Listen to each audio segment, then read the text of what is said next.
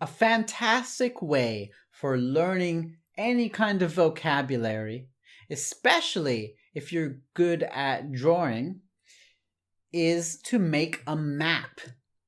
I used to love doing this even though I really didn't like drawing as a kid. And I still don't particularly like drawing, but I love to make maps for some reason. There's something about a map that is just, it draws the imagination in, right? And so if, let's say you learn some random piece of, some random group of vocabulary. Let's say you learn vocabulary for toys. Well, you could make a map of a toy store, right? Let's say you learn vocabulary for animals. Make a map of a zoo or a farm. Let's say you make a map. Let's say you want to learn vocabulary for all sorts of things. You can make your own imaginative map of a city, your own town, your own island, your own world, like your own land. Like, have you ever read Lord of the Rings or The Hobbit or a fantasy book, Game of Thrones, right? Harry Potter.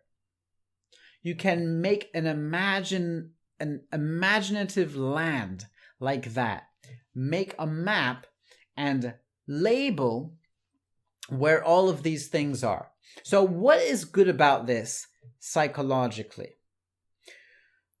We remember, our brains remember things better when we can attach a certain position to them, a place. So we've got one thing here and another thing there, and then this is down here.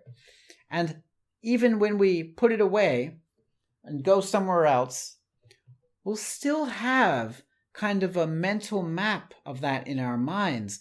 And the word that we wrote down will be there too in our minds.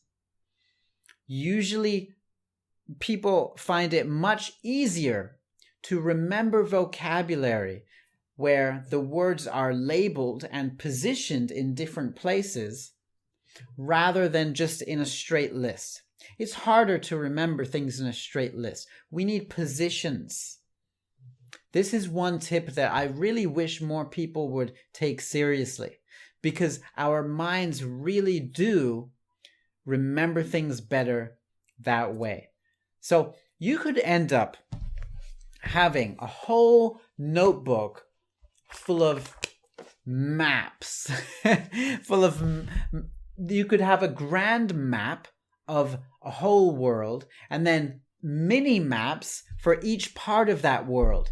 Mini maps for all the different stores and shops in that world, all the different houses, all the different castles and whatever, and put lots of things. You can keep adding more maps. There's no limit. And you don't even have to be an amazing artist or anything. I'm not, and I still draw maps all the time.